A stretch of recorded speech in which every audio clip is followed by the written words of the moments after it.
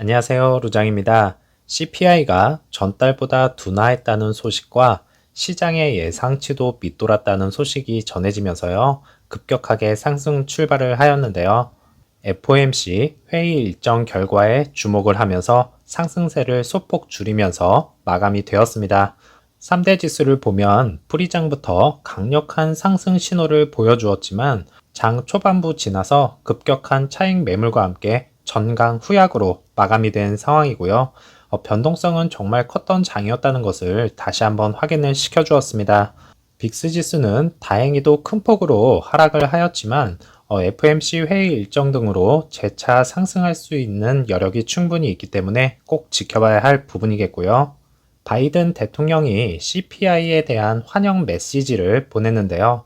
지난달에 인플레이션 수치가 하락을 했다는 사실이고 전문가들이 예상했던 수준보다 낮아졌다라는 내용과 세계 주요 경제 국가에서 인플레이션이 두 자릿수로 오르는 상황에서는 미국은 인플레이션이 낮아지고 있다라는 기쁨을 표현을 하였습니다. 현재 시장에서 모든 악재들이 남아있는 가운데 지정학적 리스크는 아직 해소가 되지 않고 있고 경기 침체는 문턱까지 다가온 시점이지만 다행히도 인플레이션은 꺾일 기미를 보이고 있는 것이 내년 증시의 희망이라 볼 수 있겠네요.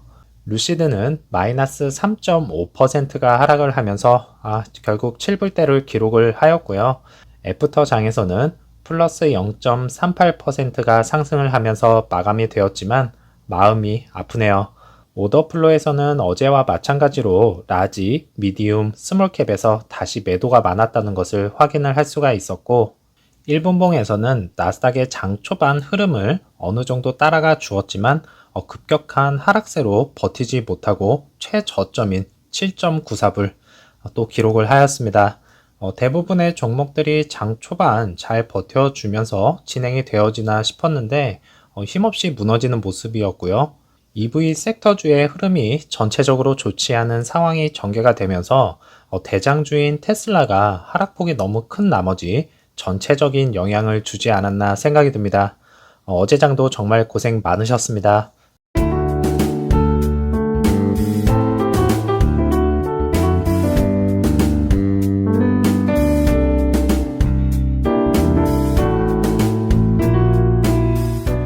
피터 롤린슨 CEO가 자신의 집에 방문한 사람들을 위해서 여러 이야기들과 시승을 해주고 있는 것으로 알려졌는데요.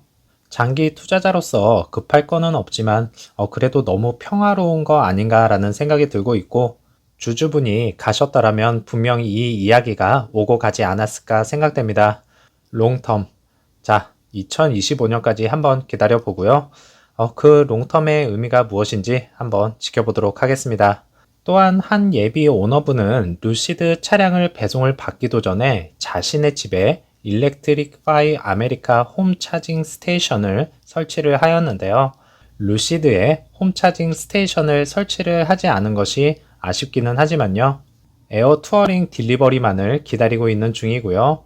즐거운 크리스마스가 되기를 바라고 있는 상황입니다. 이러한 예비 오너분들이 한참을 기다리고 있는 중에 주차장에서는 아직도 딜리버리가 늦어지고 있는 상황, 빠르게 해결해 나아가 주기를 바라봅니다. 루시드 측에서 중국 공장에 대한 속도를 낼 것으로 보이는데요. 사람들을 모집을 하기 시작을 하였고요. 디지털 정보화, 하드웨어 엔지니어링, 법률, 물류 관리, 그리고 공급망, 소매 및 기타 분야에서 총 14개의 일자리를 포함하는 채용을 시작을 했고 직책과 이제 특정 모집 인원은 아직 공개가 되지 않은 상태인데요. 대부분의 직책은 중국어와 영어, 이중 언어에 능숙하고 중국 내 기업에서 2년 이상 경력을 가지고 있어야 한다고 합니다. 지난 5월에는 중국의 HR 책임자를 채용을 하면서 중국 진출에 대한 기대감을 보여주었던 만큼 직원 채용 소식은 중국 공장 설립이 확실시 되고 있다는 것을 알 수 있는 사항이라 볼 수 있겠고요. 지난 상장 후 첫 어닝에서 2023년에 중국 시장 진출 목표로 하고 있었고 2025년 정도에 중국에 공장을 건설할 것이라 말을 했던 적이 있었습니다.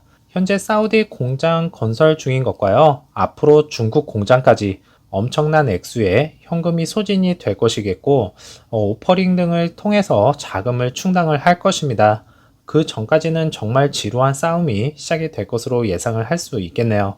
그러나 과제는 또 하나 남아 있습니다. 테슬라가 이제 중국 시장에서 모델 3의 대성공을 이루어냈기 때문에 루시드는 현지에서 대량 생산이 될 수 있는 모델을 출시를 해야 한다는 것이겠고요. 아시다시피 에어는 EQE를 능가하는 61만 위안에 판매가 되고 있고, 니오의 ES8 하이엔드 버전과 비교를 할 수가 있겠습니다. 그전에는 이제 고가의 차량으로 럭셔리 브랜드 이미지를 구축을 한 다음에 중국 시장 진출과 함께 5만 불 차량이 발표가 된다면 정말 좋은 시나리오이지 않을까 생각되네요. 루시드 측에서 파나소닉과 배터리 공급 체결을 하였다는 소식인데요. 이 체결 소식과 함께 어제 프리장에서 어느 정도 주가 상승이 이루어졌던 부분이 있겠고요. 루시드 에어와 그래비티 SUV를 포함하여서 모든 차량에 단연간 계약을 하였습니다. 계약의 재무 조건은 공개가 되지 않은 상태이고요. 배터리는 일본 파나소닉 공장에서 생산될 예정이며 향후 캔자스주 데소토에 계획된 공장에서 생산될 예정입니다.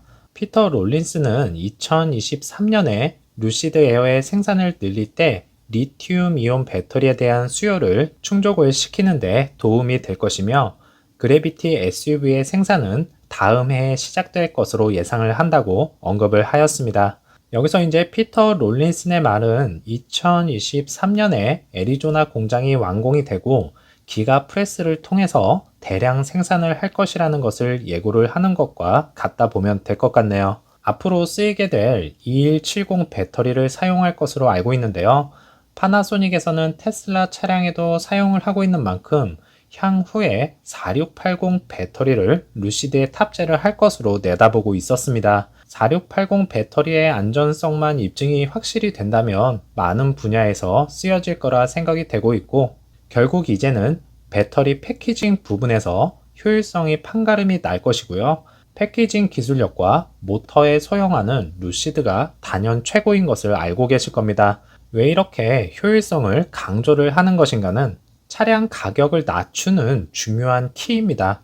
사실 루시드 에어가 비싼 건 사실입니다. 그래서 이제 많은 분들이 대중적인 차를 만들 수 없는 것인가 라는 의견들이 많으신데요. 걱정은 안 해도 될 것 같습니다. 피터 롤린슨 CEO에 따르면요, 5만 불에서 25만 불까지 차량을 만드는 럭셔리 제조업체로 남을 것을 언급을 하였고요. 결국에는 이제 배터리 효율성을 높이면서 5만 불 차량을 만들 것이라는 것이겠고, 기술 라이센스 등을 통해서 2만 5천 불 최저가형 차량을 생산하는 데 도움을 줄 것이라 말을 합니다. 모든 제조업체들이 가격을 낮추려면 그냥 낮추는 것이 아니라 적은 배터리 용량으로 더 멀리 갈 수 있는 차량을 만들어야지만 가능한 일이기에요. 앞으로 루시드의 기술력이 한층 더 빛을 발할 것으로 예상이 됩니다.